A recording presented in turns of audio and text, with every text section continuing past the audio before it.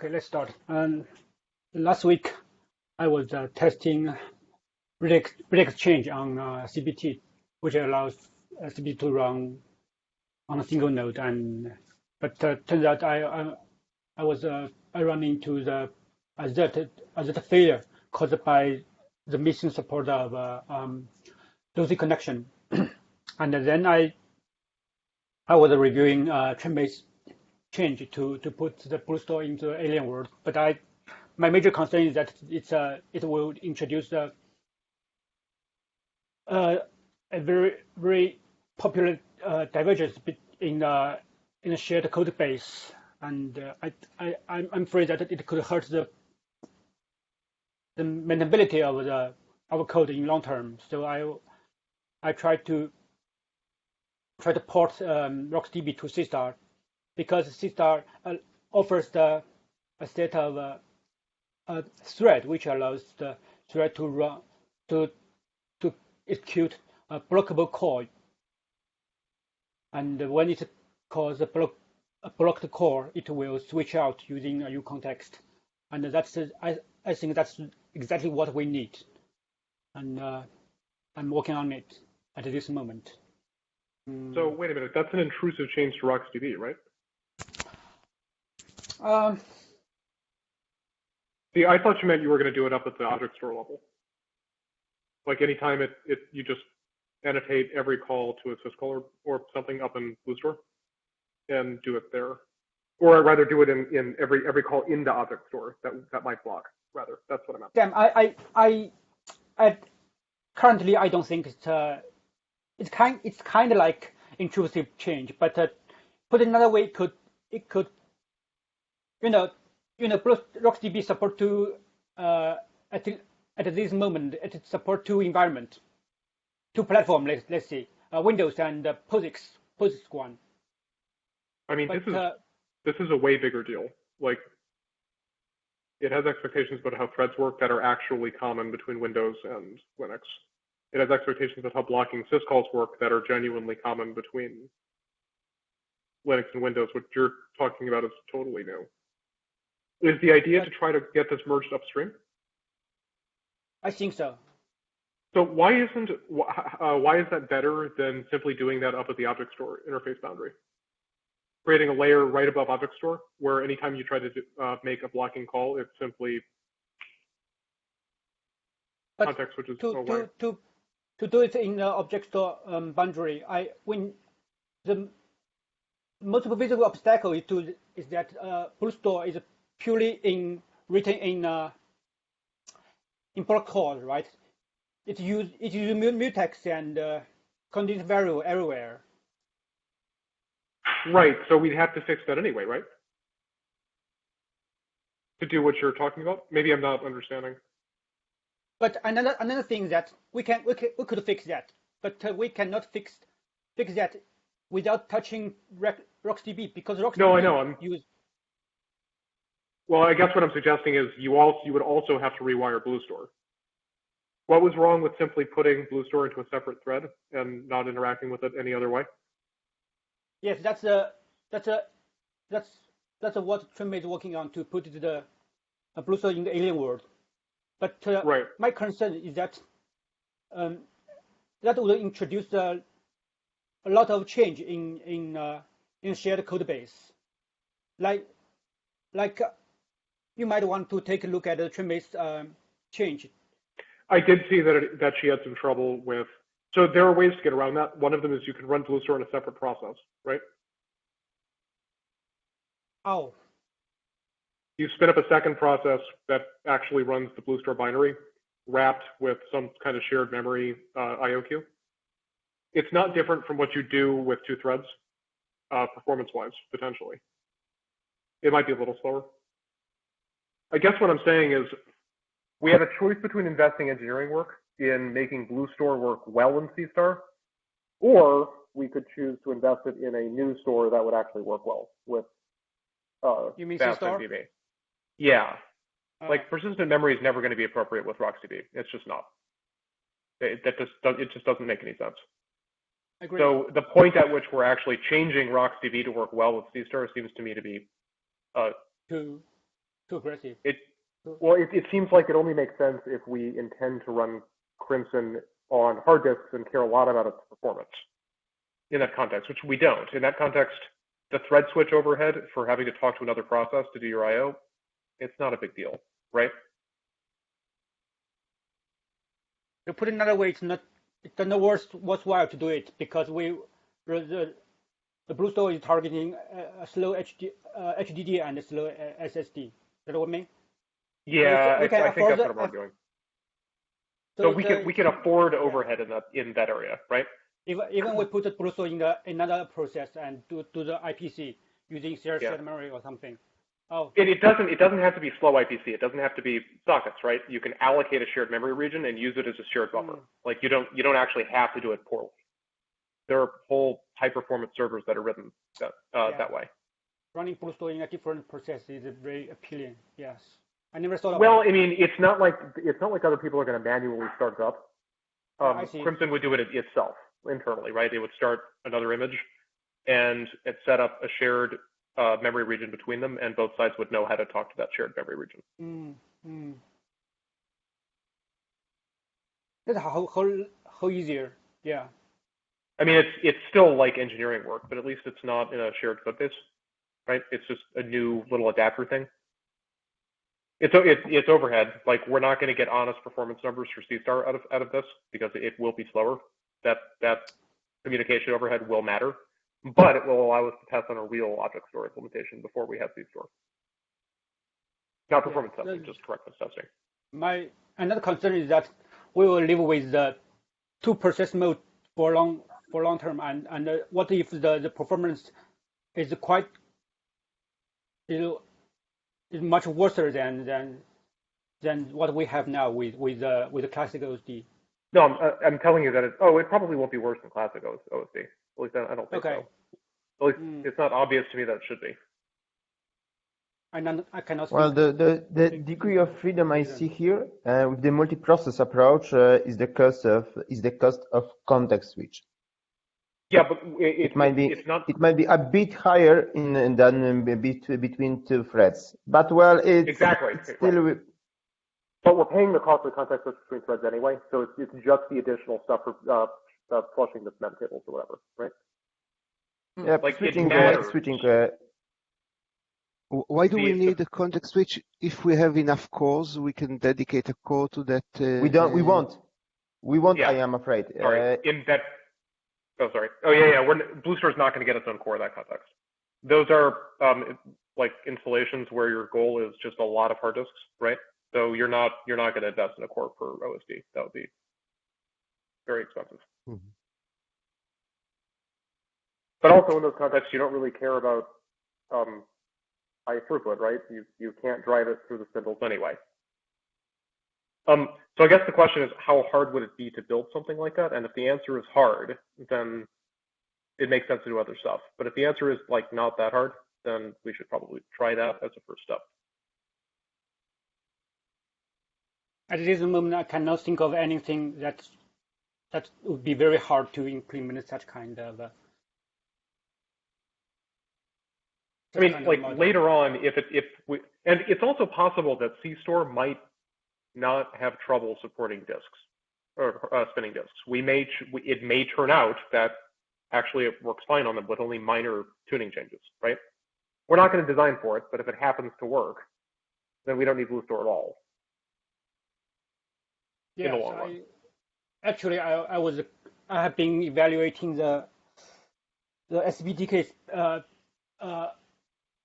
BDev interfaces, and it's to support the AIO, and currently it's introduced the IOUN support. So it's if we go with the BDev interface, it won't be a problem to support the HDD. Well, it's not an interface thing. It's a layout thing, right? We could make choices with the metadata layout that simply don't work for hard disks, in which case it might not make sense to try to add a second mode. Or it could turn out that our choices actually don't customize hard disks, in which case it's okay. So we'll see. Yeah. This also relates to the layout of the stripe or the segments. Well, and like with a disk, you're often willing to spend a whole bunch of sequential overhead to avoid doing random I/O, and in that context, it might make sense. But that also holds true sometimes for SSDs and CMOM. So we'll see. For me, I just found you managed to dial in. What do you think? Yeah, I think the separate process will be slower, and the SeaStor thread is just like what we use the traditional POSIX thread. It's just we couldn't solve the binary contained blocking code and unblocking code together. So we have to keep the if defined if we use the SeaStor thread. No, I don't think so. If we run BlueStor in a separate process, we can. Not the separate process, not separate, just the thread. The separate process Right. will be slower. Why? Yes, why? So you have to. Sorry? I mean, I'll certainly grant you that context switching between processes is more expensive than context switching between threads. That's true. But context switching between threads is already really expensive. Sorry, I think sound is trash. Sorry. I was going to say I'll totally grant you that context switching between processes is more expensive than context switching between threads. But context switching between threads is already very, very expensive. The marginal cost of doing it between processes is not that much higher. And that's not likely to be the dominating cost in this case. But the real argument is more that even if we completely converted BlueStor to work in SeaStor, well, it's not obvious to me at least that that's what we'd want. There might be some devices where it was appropriate, but for persistent memory, it's just completely wrong. Like nothing about RocksDB is appropriate in that context. Yeah. It spends a lot of CPU to avoid doing IOs, and with persistent memory that balances the other direction, we'd rather just do the IOs and pay the IOP penalty so that we don't have to lean as much on the CPU. I think, probably. Does that make sense? Or maybe I'm just overestimating the difficulty of converting it to work natively with SeaStor, but it seems like a lot of work. It's kind of okay because whenever you wrap up a block call, you just let me paste a typical change. You can have a glimpse of it. Maybe RocksDB's like just interface surface isn't that big. Wait, can we do it under RocksDB? Because RocksDB does everything through that interface, right? Yes, but what do you mean by intrusive change is kind of true because we do need to enable it to link against another port aside from Windows port and POSIX port. We need to ask RocksDB to use that port. Let me post the change in the chat window. I hope the format won't be too difficult to read. Oh shoot! All right, let me paste it in the paste bin. Yeah.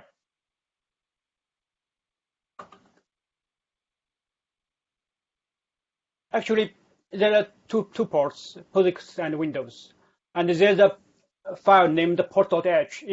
It's try to choose one of them according to the macro, predefined macro. And what I need is to define yet another macro. So you can choose it. I'm trying to post a chunk of my change in paste bin, so you can take a look at it. I'm posting the URL in your chat window. There are two parts of portable machinery in RocksDB. One is environment. You can find a directory named env in RocksDB. Another is port, PORT. What we've implemented is the environment in Ceph to for BlueFS, to encapsulate the I/O. And to enable RocksDB to support SeaStor, as I put in the paste bin, we need to wrap up the blockable IO call using .get. In the get, all the call will be running in a SeaStor thread, which allows we to call get. When it's synced into get, it will switch out the thread, and taking a snapshot of the stack and store the stack into a local memory attached to the thread. And can that be done as an end? Can that be done as an end? So I haven't looked at the interface, but is the env interface in RocksDB, those are in terms of blocking calls, right? Yes. So can we implement an env that does what you're describing under RocksDB? So that RocksDB never needs to know? Because that doesn't require changes to RocksDB. That would be great, right? No, I don't think so. Oh, okay. I need to change a file in RocksDB. The file I just mentioned, the port file. I guess internally RocksDB is going to have mutexes and stuff. That wouldn't work. Yeah, that's true. And we do need to change that wouldn't work. Okay. A little bit. I'm pasting the change we need to have. I'm pasting the paste bin again.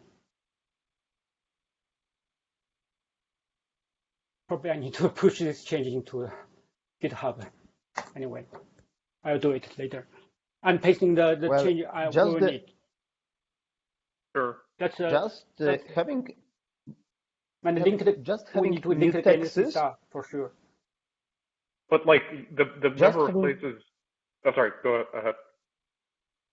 Well, what I just wanted to say is that having mutexes might not be the huge issue if those mutexes are not contended. Maybe we could live with them. Well, if a mutex is just taken and it's uncontended, all it's down is basically atomical operation. There is no blocking. There is no mutexes call. The question is whether those mutexes are really contended or not.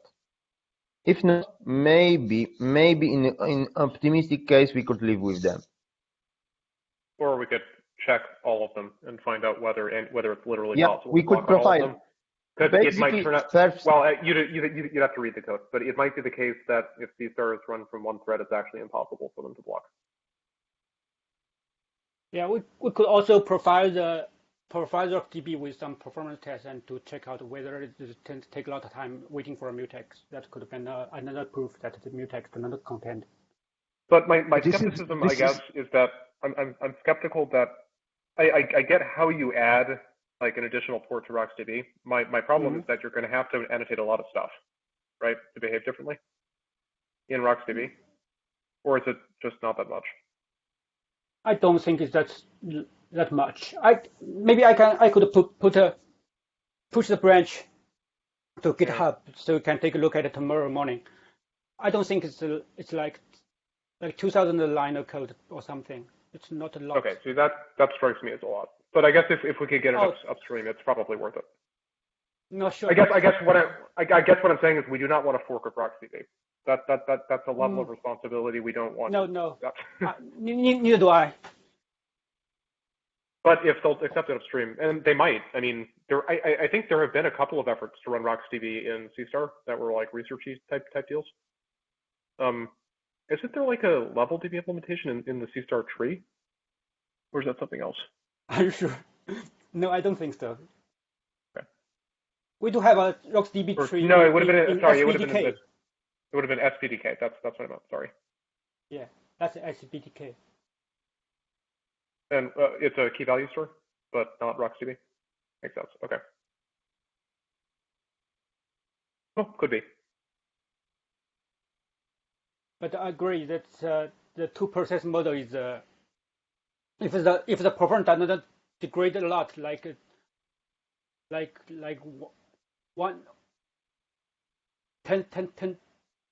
or something, that would be great, and that's a whole less effort to put into this initiative. I mean, BlueStor itself's latency isn't particularly good, regardless of how we port it, right? So what latency are we currently seeing on writes? What order of magnitude for writes into memory? No idea.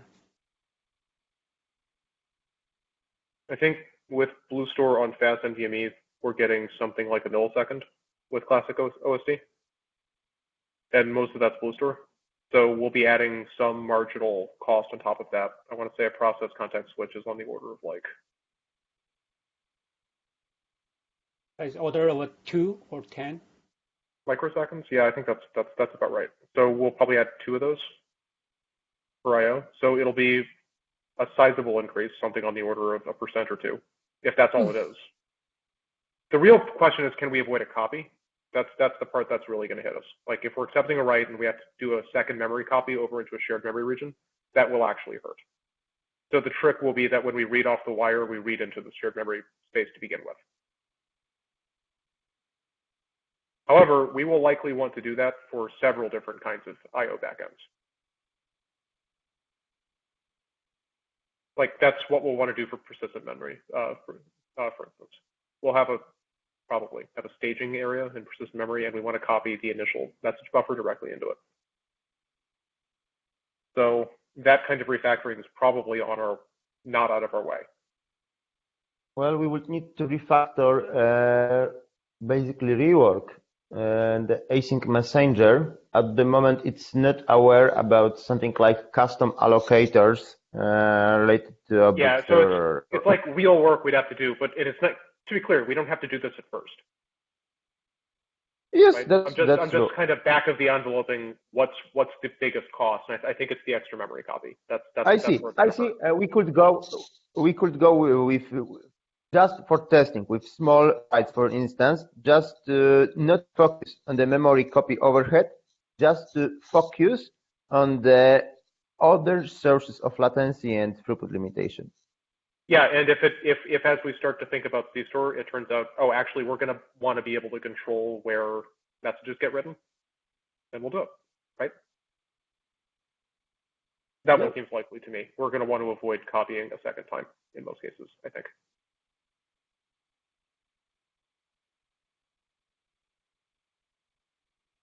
Well, only writes will be. It would be a part of the message, and it would probably involve an extension to the protocol. Yes. Well, sorry, the protocol or what?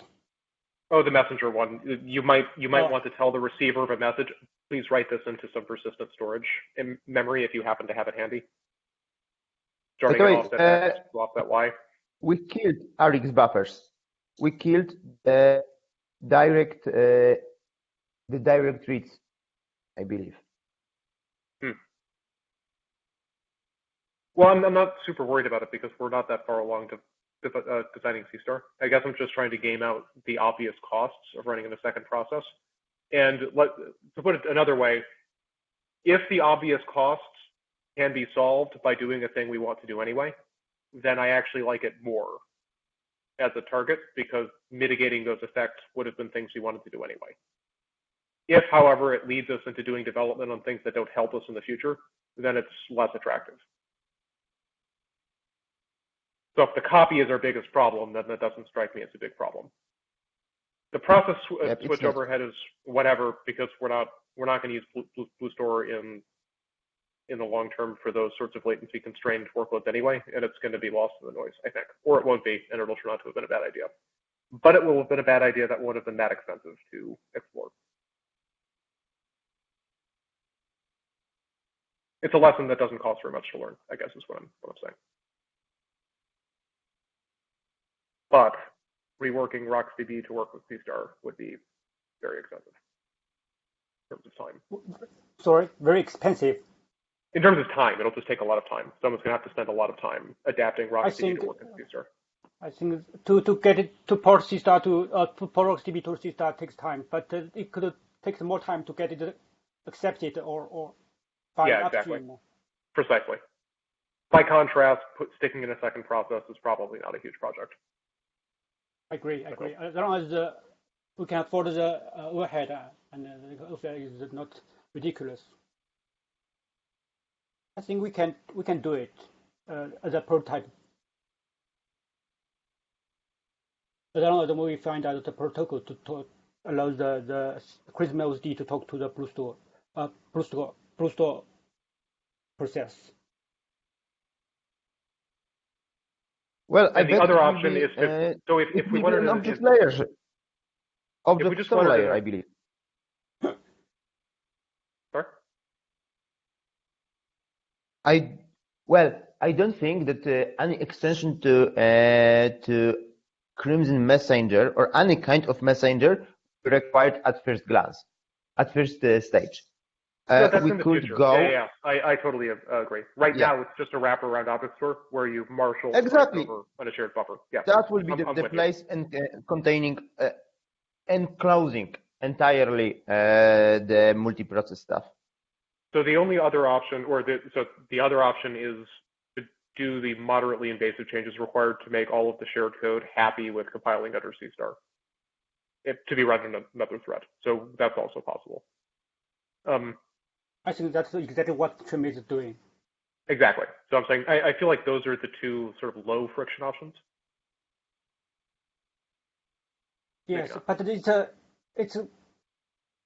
fragments the code base. Not necessarily. It just means we have to pull all of the relevant code. We have to do some depth level refactoring of where the files are into a common module and then actually make it agnostic, right? It's work. You'd essentially be building one of the, like a port.h file, like you saw in the other project, right? To centralize all of the different, it's actual work. It's real refactoring.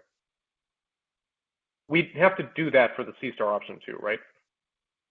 We have already done this for SeaStor, but no. I'm sorry, for the SeaStor RocksDB option. Chunmei's step would still be mandatory, right? Because BlueStore would have to be happy to compile in this context itself. Also. Yes, if we want to embody RocksDB in a single process. No, I was saying your solution, where we adapt RocksDB to be happy under SeaStor and not block. I'm saying if we went that route, we would also have to do the same thing to BlueStore, right? Chunmei step would still be mandatory. But in long term, we can remove all the clock 16 from BlueStore. So it will be pure SeaStorized BlueStore. We don't need to do the fragment. Oh, I see. It's not wasted work in that case. Okay. Okay. Sort of ambivalent. Yeah, but with a trim-based approach, we need to live with it forever. But no, hang on. Even with your approach, we would need BlueStore to be happy running under classic OSD for a very long time, right? Before we completely switch over to Crimson OSD, yes. Yeah. So in both cases, as soon as we're not using classic anymore, we can rip out the classic related stuff. It's the same time, right? I think. But the final state is different, right? Is it? You can trim. I mean, it's different in the sense that we're running in an alien thread. It's not as performant. That's true. No, what I mean, what I'm talking about is the shared code base in the final state of my approach. We only need to switch BlueStore to SeaStor BlueStore, and we don't need to touch the supporting code base to add the if define alien BlueStore and have 3 copies of them, three conditions of them. In the long term, if we go with my approach, we only have 2 of them, like with SeaStor or without SeaStor. I guess that's the part I'm not getting.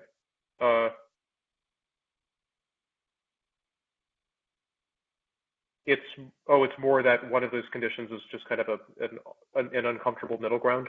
That alien isn't especially good, and that's why you don't want to have that branch.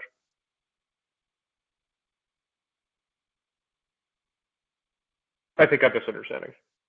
Yes, me too. It seems to me that in both cases, we have to go through the BlueStor code base and any shared files, if-def out development stuff.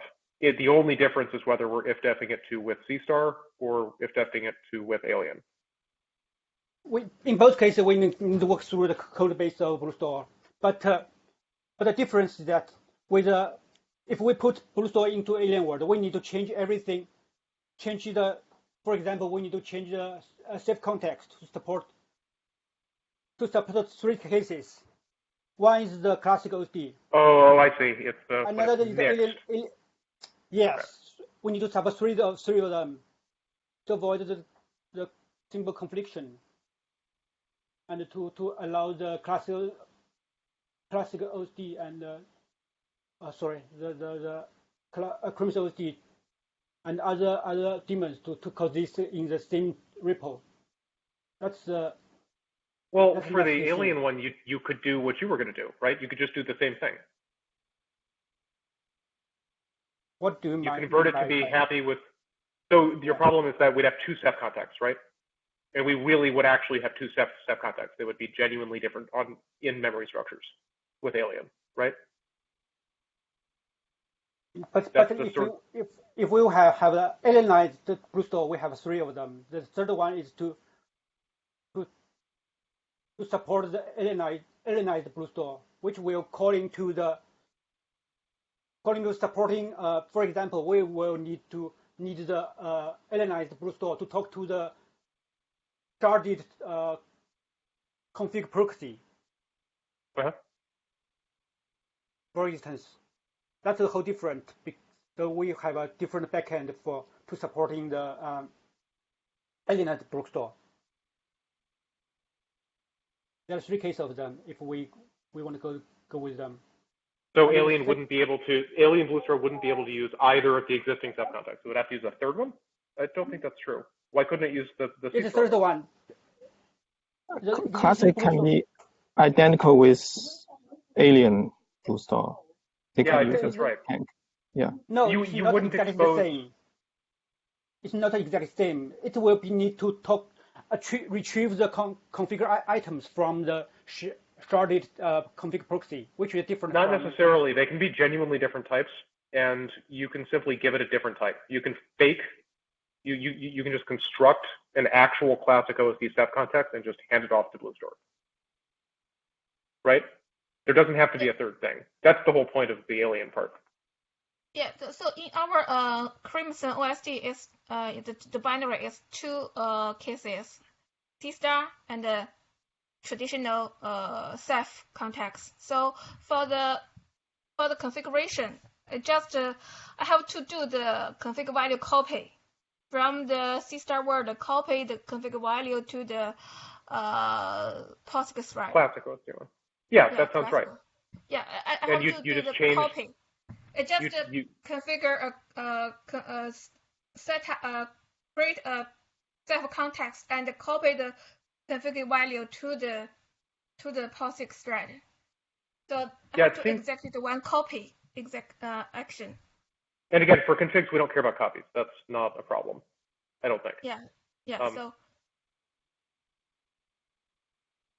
I scanned your patch a little bit. It just seemed like most of it was fixing like symbol collisions, basically. Yeah, so these 2 code existing together. For example, perf counter Ceph context configure proxy, they are different, but you have to build into the one binary. So we couldn't use just one if-define with SeaStor to identify the code. We have to use 2 macro definition.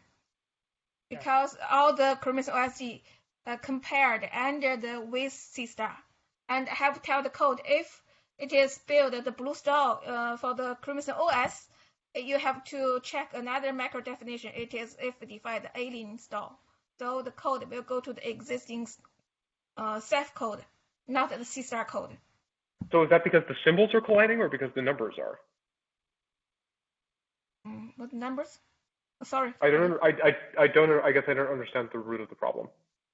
Yeah, because when I build the Crimson OS, build the BlueStor into the Crimson OS binary, and there are some common files included in the Crimson common, also included in the used by the BlueStar. So Right. in the same file, there is a macro definition. So if it is with SeaStor. Okay, so the problem is that we don't have a common compile unit with those things. Yeah. So we can fix that, right? Why don't we just create a common compile I have unit? fixed it. I have modify all the code. It build. So currently BlueStar build with the Crimson OSD. Right. No, what I'm saying is we shouldn't need ifdeps for that. If we move it into a third compile unit that gets linked to both, then you don't get duplicates, right? It's Ceph level refactoring, but it's probably a good idea. It means moving everything that's common to Classic OSD and BlueStor, every literal file, into a common module, building it once and linking to it from both places. The same file In the case used of by BlueStor. Crimson OSD and BlueStar. Same Yeah, file. basically, it shouldn't be the case that there's anything in common between Crimson Common and Ceph Common. You should have a third thing that's like agnostic common or something.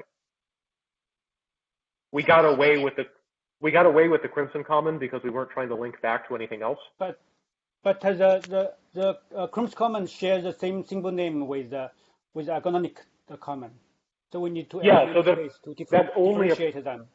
Yes, that's true. We would have to clean up the Classic OSD namespacing. That's accurate. Yes, that would be annoying, but probably a good idea. Okay. See, what I'm arguing is that a lot of this is because Classic OSD had poor namespace hygiene, right? If we fix that, then it's a considerably smaller problem. We can actually structure it like a well-behaved C++ project, and then a lot of it goes away. Like we're fighting the linker instead of working with it, I suspect.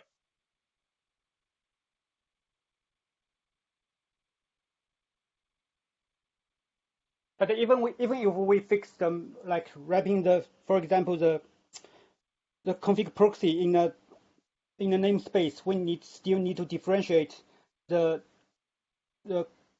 Crimson one with yeah, those would be genuinely honestly different objects with different types. They're not the same thing. You would simply convert it on the. You would just convert it on the. What about a Ceph context? What about Ceph context? You'd have two of them. You'd have a Crimson : Ceph context and a Classic : Ceph context. Yeah, I added the namespace for the Ceph context and with SeaStor. Right. With different. So I think the correct answer is not to ifdef that part and just to actually introduce the change that old OSD gets namespaced, and it just has to live with that, and that's just the way it goes. How about the authentication? We do share the authentication part, and we add the lock-in authentication part. We do have you're all of them. One with you can template it. You can template it. Ah. Right on which lock type to use. That's actually not bad. That would work. Yes, that will work. And we need to add the template everywhere. Yeah, that's. Well, it'll be annoying. Yes, that's true. Yeah. Or you can, yeah. Or you can add an environment thing that gets passed in. No, really, like you. Like a pluggable mutex. A pluggable thread interface, but yeah. Okay. I don't know. We'll have to deal with it on a case-by-case basis, and or we can bypass the whole thing by just sticking it into a different process. Okay. Right? I don't really like the different process anymore. Without that's the last resort of only apply to BlueStor, not apply to other building products. I would say I don't really think we need to go that way to kill this problem. No, I'm saying if we stick in a different process, that makes this whole conversation superfluous. You build an entirely separate binary that finds its own stuff. There's no conflict, no problem, right? We don't have to fix any of this. We can put it off. If we want it to be in the same namespace, though, we probably shouldn't spread these like conditional namespacing throughout this code base. That's going to be weird, right? We probably don't want to do that.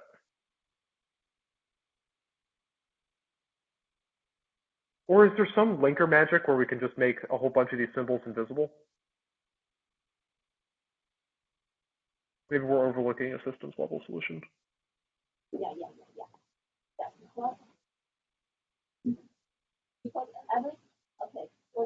That's possible. Yeah, I think probably. Okay. So I think we need to go to some intermediate conclusions. So we have like we've discussed two problems currently. One is to go with the alienized BlueStor or not, and another problem is to how to resolve the problem if we go with the alienized BlueStor to how to isolate the different symbols.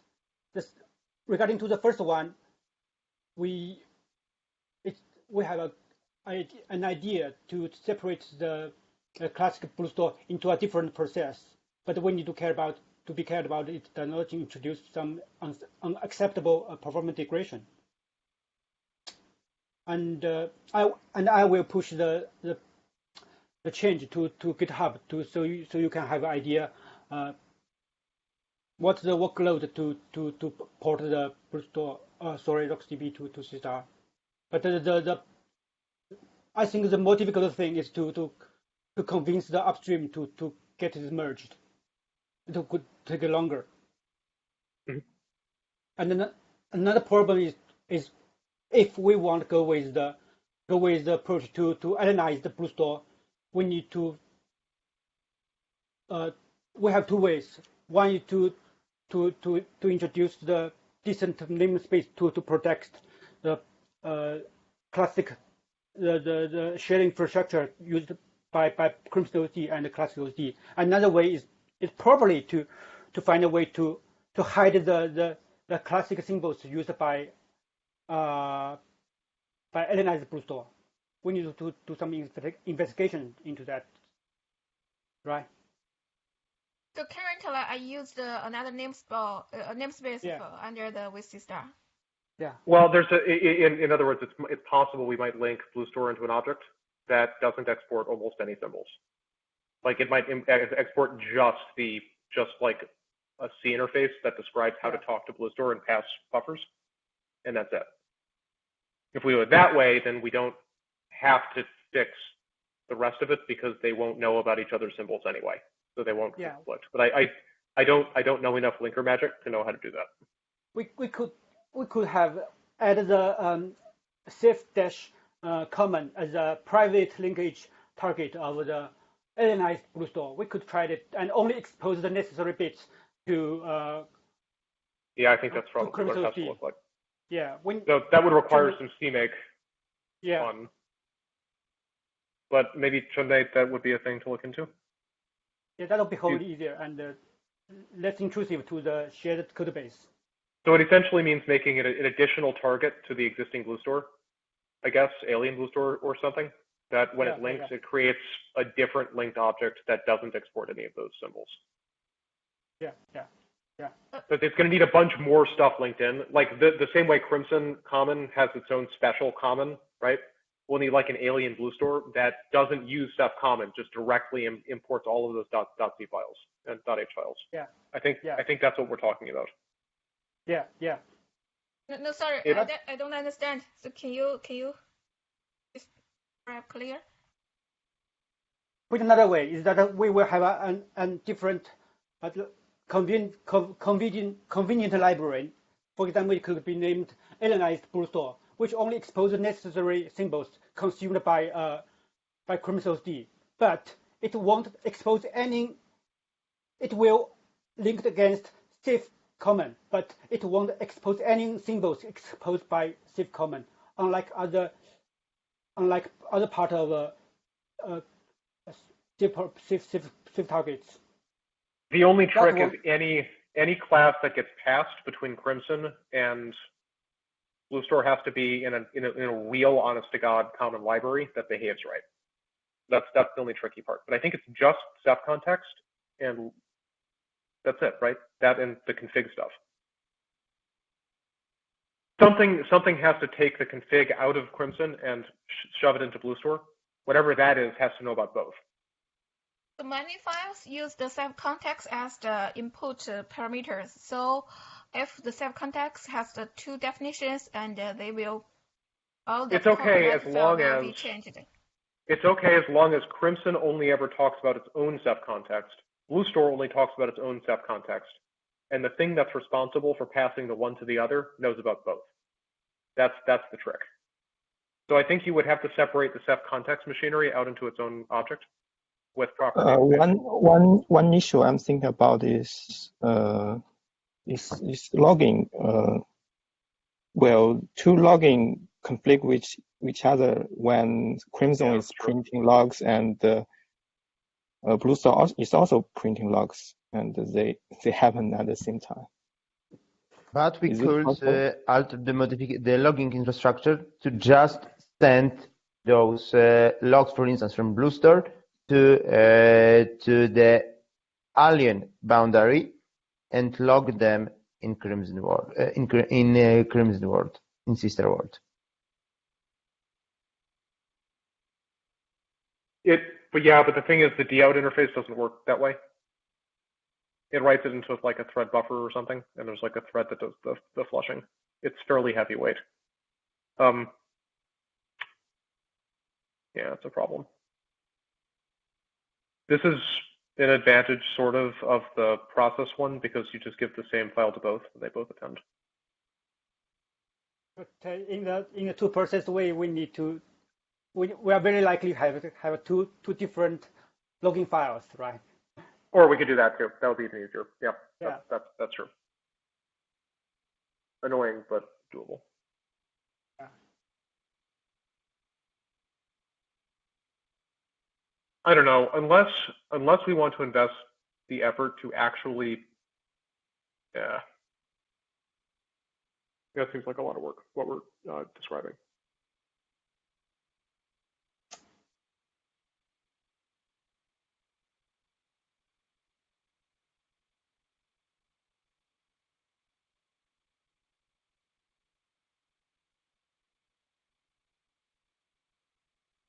Probably we can give a try to the BlueStor process approach.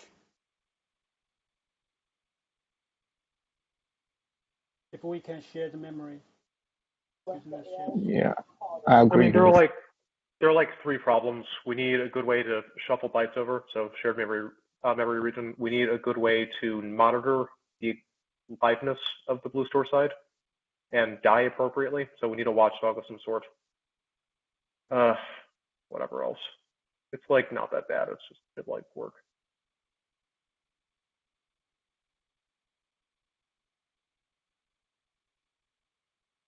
You need an effective IPC to commute for example, the completion of the. Well, I mean, conventionally, you just use a ring buffer, right? Or maybe a pair of ring buffers, one for aligned memory access and the other for commands. Yes, like the SeaStor, the Crimson version of IOU ring. Yeah, no, that's exactly right. Right. Yep. Yeah, we can. But after that, wouldn't it be very similar to what we actually have in the Alien adapter? There is basically a queue, basically a ring. It's a little worse because you have to actually copy the bytes into it. But yeah, same concept. Yep. For cross. And maybe you won't need to copy so much if the key components will be aware about custom allocators. Yeah. Then you can have some kind of shared memory region and just cut it to smaller pieces. Yeah. Yeah. So once you've done it that way, to the ring buffer, and the BlueStor process can consume the ring buffer directly without the memory copy. Guys, there is a lot of things that needs thought, and we are running out of time, basically. Okay. Yes. Oh, for tonight, yes. On. Okay. So sorry, I will write a minute to write it and send it over to Save Table, and we need to finish the stand up. And Chunmei, how's it going? Yeah, I'm implementing the SeaStor API used the thread pool currently, and I found that in the Ceph OSD, and they have for each object store they have its own collection definition. So they don't expose the collection to the OSD. They just expose the something that collection handle. It's the pointer is the parent class for the collection. So each object store has its own collection implementation. So currently, if we use the C install collection, there's a problem. So I have to add back the wrapper for the collection. So in a way, we need a wrapper around the different backend. Because the BlueStar not use the CEN collection. So only expose the wrapper to the Crimson OSD. So you needn't expose the collection definition to the Crimson OSD. Okay. Yeah, so I implemented that and modified the API definition and implemented some API. Okay. Regarding to the next step, I think we would continue discussion over the mailing list to evaluate different options. Okay. Yeah. And Redek. CBT, I finished the Python work. I sent, in addition to the one PR, to the local mode for CBT, I've sent last week. I also issued another PRs. One is with the perf stat integration and rework of the monitoring infrastructure in CBT. Another one is very simple example of CBT's configuration file. It's already merged. I'm switching back to the input buffer factory. However, I would also need a new topic. I know, Kifo, I know that you was taking a look on the Ceph classes infrastructure. Are you continuing the work, or it's possible to pick? Yes, it's possible to pick. I just did some refactoring on the existing classic object. We can work on it. Okay, I believe that Ceph classes is still a huge pre-requirement for RBD, and basically the sole blocker of RBD. Yes, I think so. And, okay. Ronan. Thank you. Hi. I'm working. Well, we discussed. Radek and me discussed what I should do this week when I'm here in Poland, and as you, Skefo,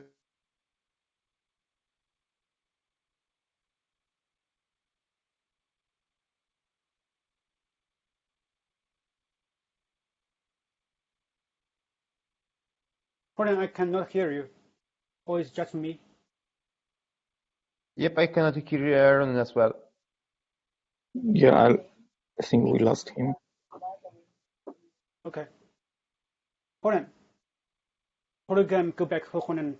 Sit down. doing the. Okay.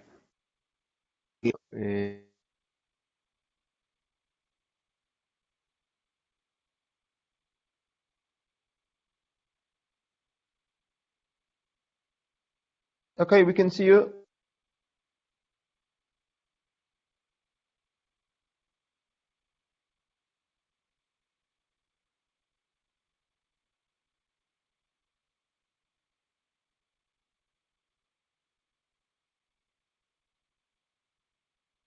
Sam? I think you. Can you hear me? No. Okay. Sorry. Yes. Yes, we can. You can barely hear me, you say. We can hear you now. It's working. Now we good. can. Okay. Thank you. Okay, so I don't know where you lost me. I have a networking issue here. What I'm saying is that what we decided that I'll do this week is work on the messenger backoff, and I'm doing that while incorporating and trying the handling suggestions that we talked about. I hope to have enough code today to show to Radek and work with him on it. That's the main idea. Great. Dan.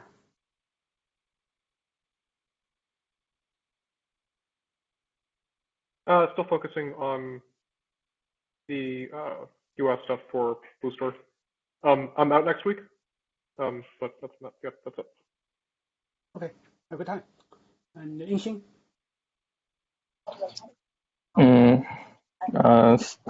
Sorry, Kofu, I'm blocking your replication No wise. worries. I'm still implementing the loose list policy, and specifically it is loose list peer. And in this condition, the OSD peers will try to connect to each other, and it causes connection racing, and also it will have a strategy to replace the existing connection to keep the single session intact, and it seems current implementation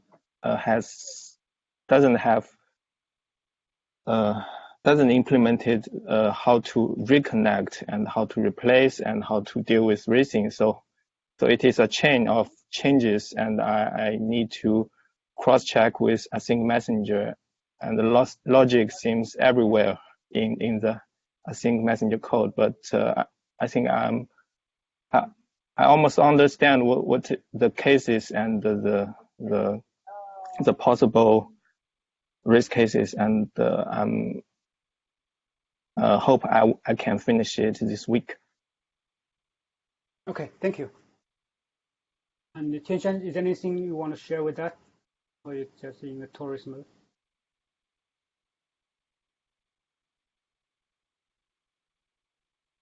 Okay. Any questions, guys?